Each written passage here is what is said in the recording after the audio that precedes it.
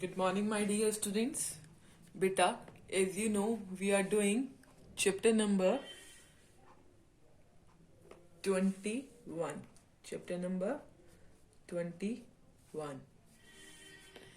Chapter name is Financial Statement.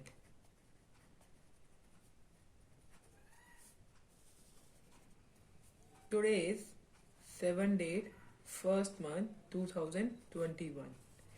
Which day? Today, Thursday.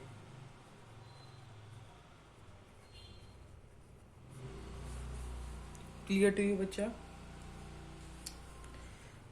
Beta, as you know, in our previous video, I have explained you classification of liabilities. Classification of liabilities. Okay. First of all, in liabilities, there is known, current, or long-term liabilities.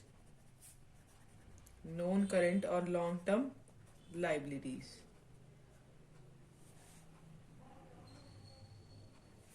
Those liabilities which are paid, which are to be repaid बोलेंगे बच्चा after 1 year or more are termed as known current liabilities. Non current liabilities कौन सी होती हैं? जो हम repaid कर देते हैं आफ्टर 1 ईयर, 1 ईयर के बाद रीपे करते हैं या उससे ज्यादा टाइम लेते हैं उसको रीपे करने के लिए. उसके एग्जाम्पल क्या हैं? से लॉन्ग टर्म लोन लिया हमने, लॉन्ग टर्म लोन, ठीक है. डिवेंचर्स, ये कौन सी लाइबिलिटी है? लॉन्ग टर्म लाइबिलिटी, ठीक है. ओके. सेकेंड पार्ट हमने पढ़ा है करंट और शॉर्ट टर्म लाइबिलिटीज. करंट और शॉर्ट टर्म लाइबिलिटीज कौन सी होती है? Those liabilities which are accepted to paid within 1 year, 1 year में पे ऑफ हो जाती है वो, ठीक है. देखेंगे those liabilities which are accepted to be paid within one year of due within 1 year of date of the balance sheet.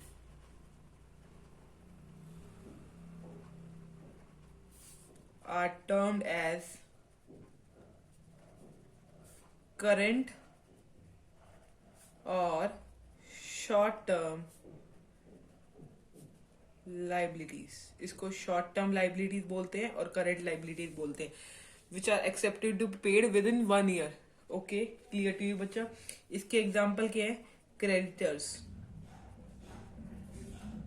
okay, bills payable,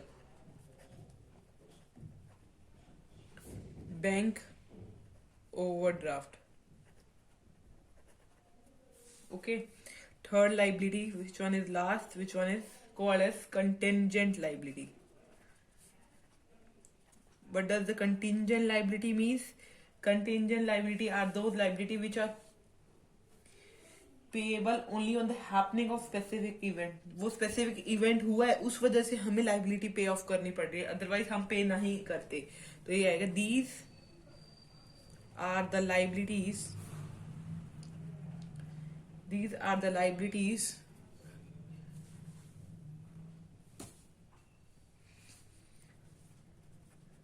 which will become payable only on the happening of some specific happening of some specific event, वो specific event हुआ है जब भी हमें liability पे of करनी पड़ रही है, otherwise not. such as first, which is liabilities for bill discounted. liabilities for bill discounted का मतलब ये है कि हमने बैंक से बिल डिस्काउंट करवा रखा है, ठीक है, हमारा बिल जो है वो बैंक से डिस्काउंट हो चुका है,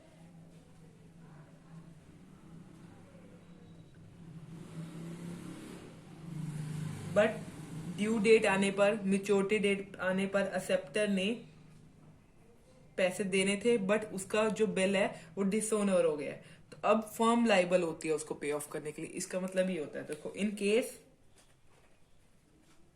अ बिल डिसओनर्ड, ये डिस्काउंटेड, पहले डिस्काउंट करवा रहे हैं बैंक से, in case a bill discounted from the bank is dishonored by the acceptor on the due date. The firm will become liable to the bank. Clear to you, बच्चा? First, liability for bill discounted is the first case in contingent liability. Second point, which is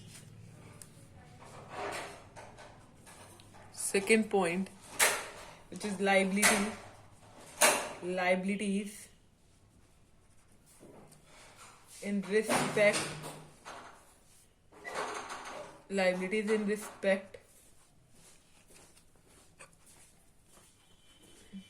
of a suit pending in a court of law.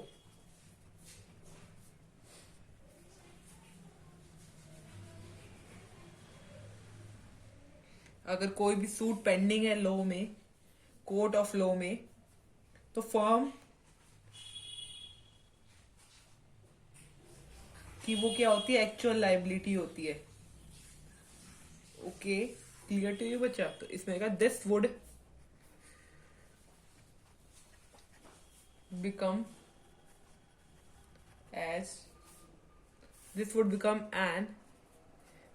become an actual liability if the suit is decided against the firm. ठीक है. Third point क्या है? liabilities in respect of guarantee given for another person. और किसी person के behalf पे हमने guarantee दी है, ठीक है.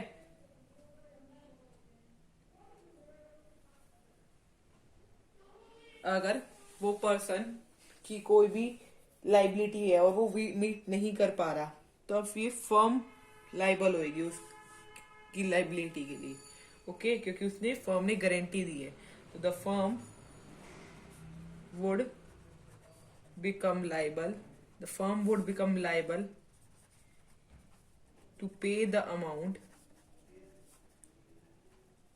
The firm would become liable to pay the amount if the person for whom guarantee is given fails to meet his obligation. Okay, next one is contingent liability. अब हमने क्या पढ़ा था अभी तक? कंटिंजेंट लाइबिलिटीज, ये पढ़ा है हमने। तो contingent liabilities are not shown in the balance sheet, balance sheet में शो नहीं होती। Okay, they are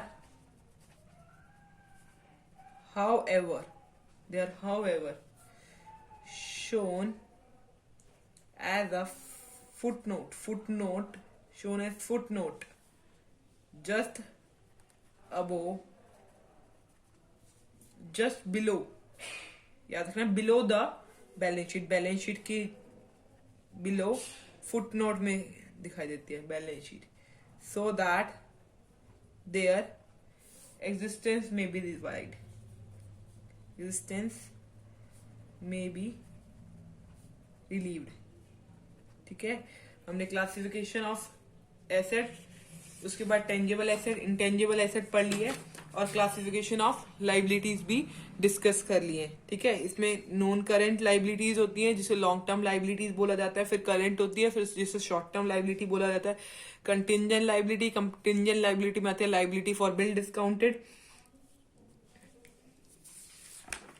then liabilities in respect of suit pending in the court of law, liabilities in respect of guarantee given for another person. Clear to you? Now we will do the distinction between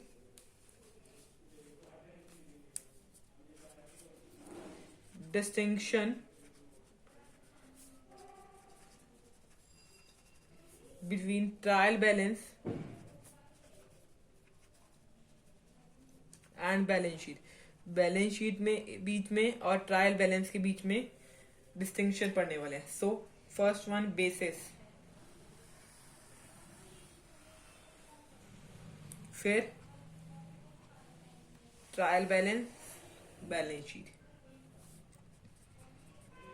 basis, trial balance, यहां पर balance sheet, इसके बीच में हम difference पढ़ने वाले हैं। Clear to you? देखो, first difference is object.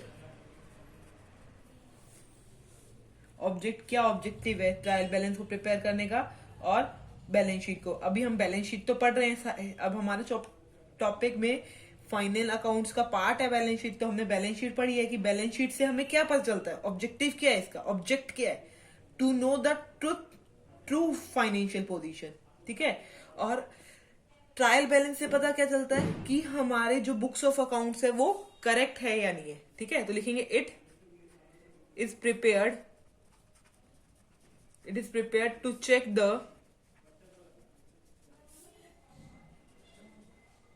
Arithmetical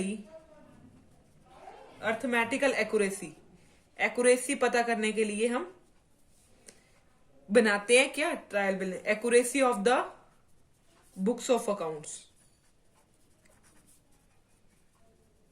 accuracy of books of account, books of accounts की एक्यूरेसी के लिए हमें क्या बनाना पड़ता है, ट्रायल बैलेंस। क्लियर? और balance sheet is prepared to know, balance sheet is prepared to know the true financial position of the firm। This point clear to you बच्चा? Second point, information about profit or loss, information about profit and loss। ठीक है,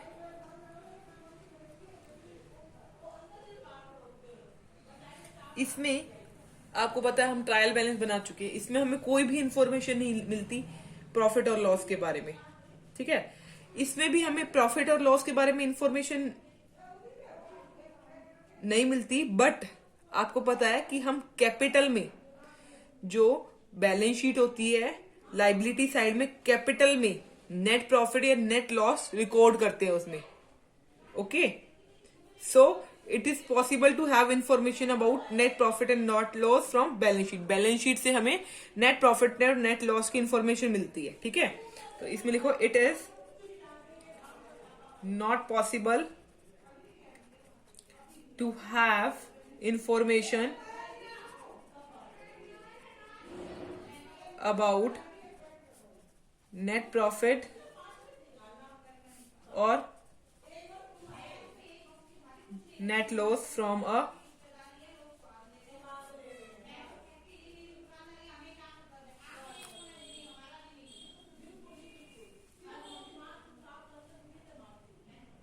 it is not possible to have information about net profit और net loss from the trial balance. Clear? अब इसमें देखिए since net profit और loss is recorded in the capital shown in balance sheet. Capital कहाँ show करते हैं balance sheet में? मैंने आपको बताया था लाइबिलिटी साइड में. उसके अंदर लाइबिलिटी साइड में अगर नेट प्रॉफिट हो तो हम लेस ऐड करते हैं और नेट लॉस हो तो हम लेस करते हैं. It is possible to have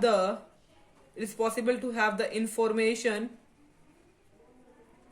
about net profit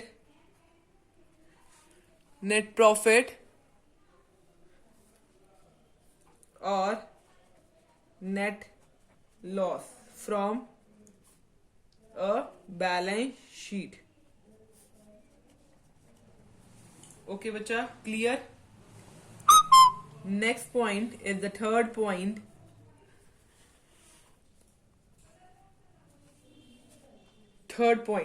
Which one is necessity.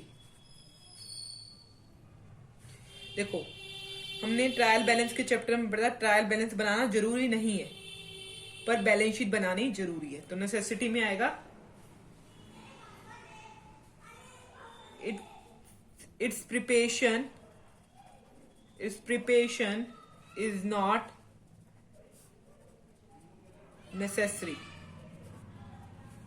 It is necessary to prepare a balance sheet.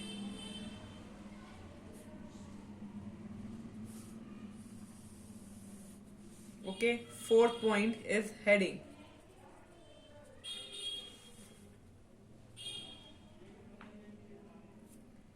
इसमें हम हेडिंग क्या होती है? ट्रायल बैलेंस में डेबिट बैलेंस भी होता है और क्रेडिट कॉलम भी होता है. 2 कॉलम्स होते हैं इसमें हेडिंग्स में, डेबिट कॉलम और क्रेडिट कॉलम. ये इसमें स्टेटमेंट है, ये तो डेबिट बैलेंस और क्रेडिट बैलेंस नहीं होता, ये स्टेटमेंट है. तो एसेट साइड और लाइबिलिटी साइड होती है. तो लिखेंगे इसमें the heading of its 2 column are debit and credit.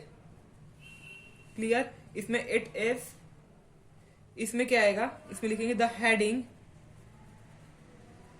Of its 2 sides are assets and liability.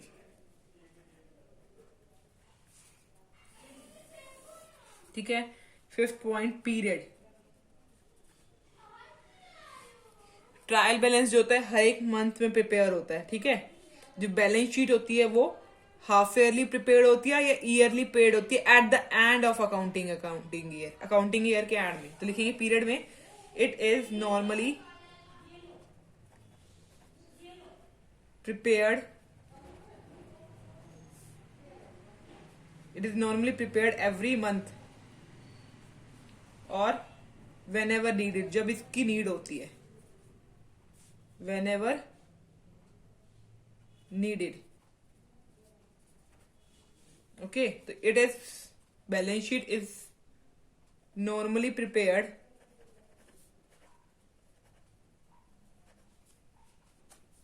half yearly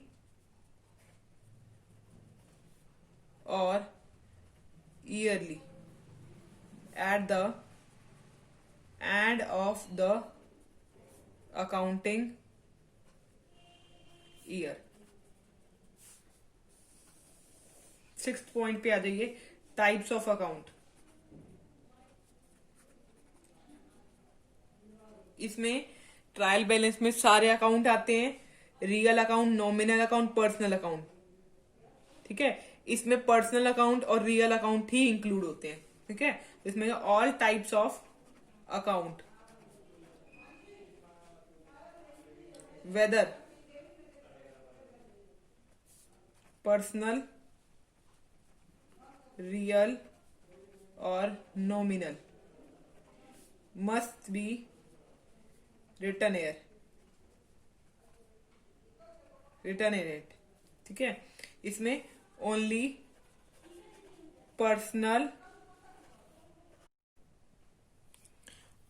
person and real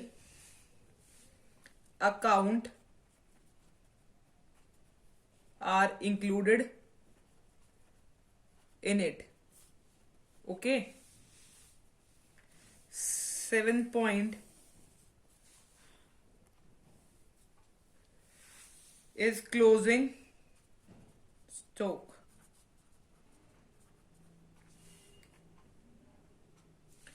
इसमें ट्रायल बैलेंस में क्लोजिंग स्टॉक इंक्लूड नहीं होता. Does not contain item of closing stock. It contain the item of closing stock. Clear? तो लिखते हैं, it does not contain the item of closing stock. It contains the item of closing stock. 7th point clear to you. 8th point is adjustment.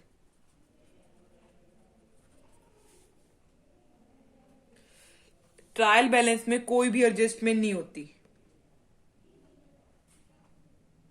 ठीक है, इसमें balance sheet में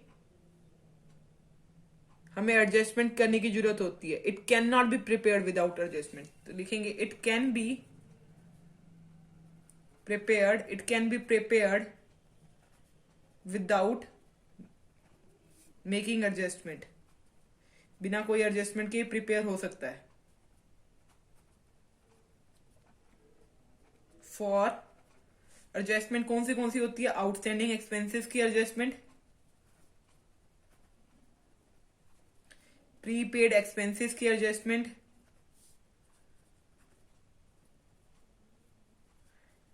accrued income की adjustment, etcetera.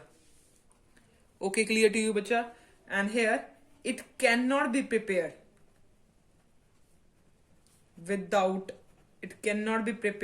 without making adjustment.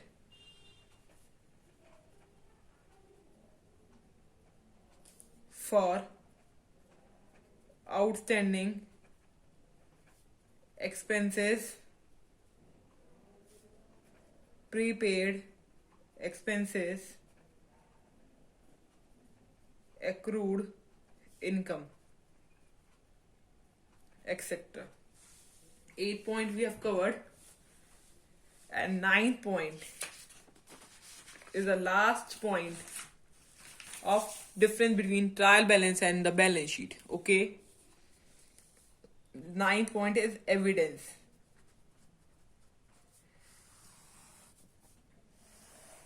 इधर हम trial balance बना रहे हैं और यहां पर बैलेंस शीट. ठीक है, तो एविडेंस में it is not accepted by the court as documentary evidence. ये एक्सेप्टेड नहीं है by the court as a documentary evidence. Balance sheet is accepted by court in as a documentary evidence. क्यों accepted होता है? क्योंकि ये helpful है in making the payment of income tax and goods and services tax. Okay, लिखेंगे it is accepted by the court as documentary evidence. It is also helpful while making payment of income tax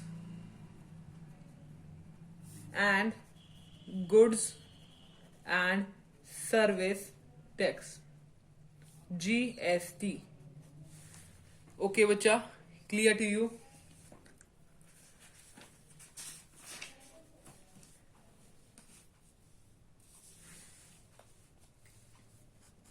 Following points should be noted for preparing final accounts. First point कि अगर हमें question में trial balance given ना हो तो हमें prepare करना होगा. If a trial balance is not given in question. Question में अगर ट्रायल बैलेंस गिवन नहीं है, it is better to prepare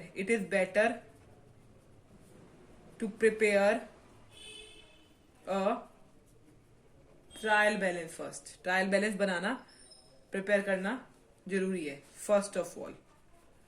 ठीक है, ये इंपॉर्टेंट पॉइंट है. अगर ट्रायल बैलेंस प्रिपेयर करते टाइम पे आपने ये देखा कि कोई डिफरेंस आ रहा है ट्रायल बैलेंस में, if there is difference in trial balance, difference जो आ रहा है ट्रायल बैलेंस में, डिफरेंस इन ट्रायल बैलेंस, तो वो जो डिफरेंस है प्लेस होगा, द डिफरेंस जो होगा difference is placed to a suspense account. ठीक है, and shown in balance sheet में शो होगा वो. यहां तक क्लियर हो गया होगा. इसके बाद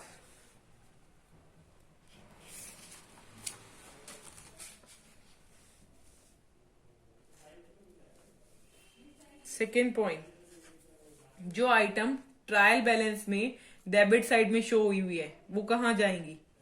the item which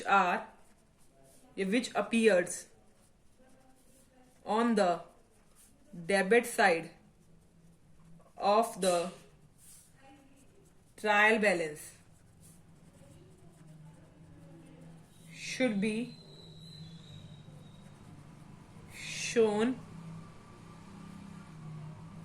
shown either on the debit side of trading and profit and loss account or on the asset side of balance sheet.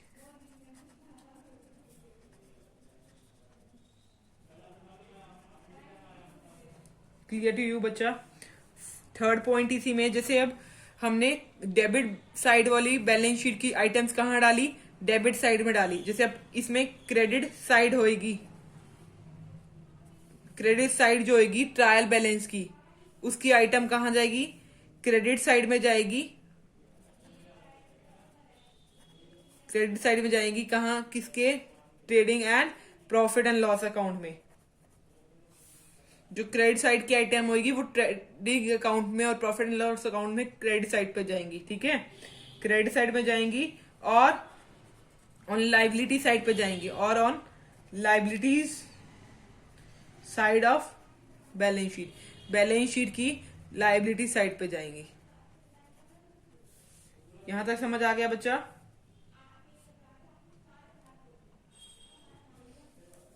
Fourth point आपको पता है, जो बैलेंसेस होते हैं of personal and real account के, वो कहाँ shown होते हैं? Shown in balance sheet, balance sheet में शो होते हैं। ये आपको क्लियर है पहले से ही? Okay.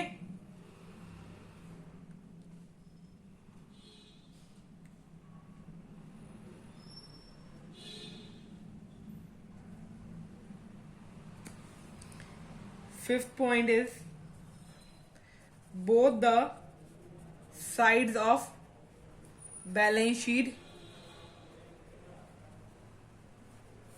will always be equal.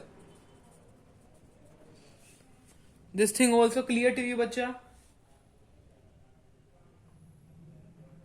Okay.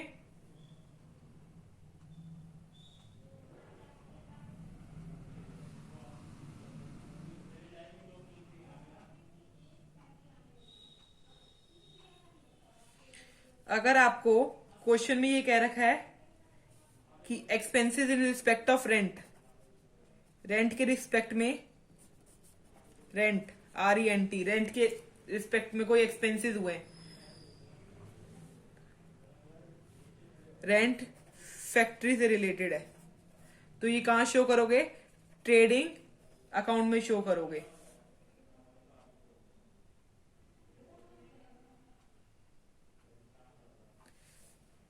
अगर ये टर्म दे रखी है फैक्ट्री रेंट, सिर्फ ये कह रखा है फैक्ट्री का रेंट है, तो ट्रेडिंग अकाउंट में शो करते हैं डेबिट साइड पे।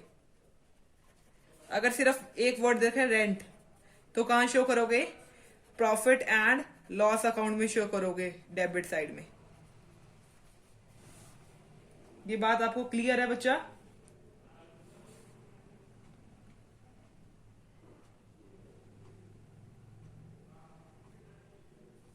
अब देखिए 7th पॉइंट देखिए, अगर trial balance, if trial balance is not given, अगर ट्रायल बैलेंस गिवन नहीं है इन द क्वेश्चन, क्वेश्चन में अगर आपको ट्रायल बैलेंस गिवन नहीं है, and it is not clearly stated, और ये क्लियरली स्टेट भी नहीं करा गया whether stated whether a particular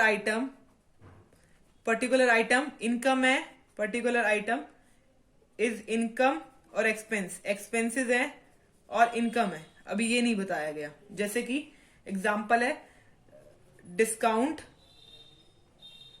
नहीं है, पता नहीं है अलाउड करा है या रिसीव्ड करा है, कमीशन रिसीव्ड है या गिवन है, ये नहीं पता। जैसे रेंट है, अब ये इनका कुछ भी नहीं पता, ये एक्सपेंस है या इनकम है, तो इनको क्या ट्रीट करा जाएगा? Treated as expense. Okay, clear to you बच्चा? अगर आपको इस टॉपिक से रिलेटेड कोई भी डाउट हो, then you can ask from me. In next video we will do question related to this, and from after this we will start financial statement with adjustment. Okay बच्चा, thank you.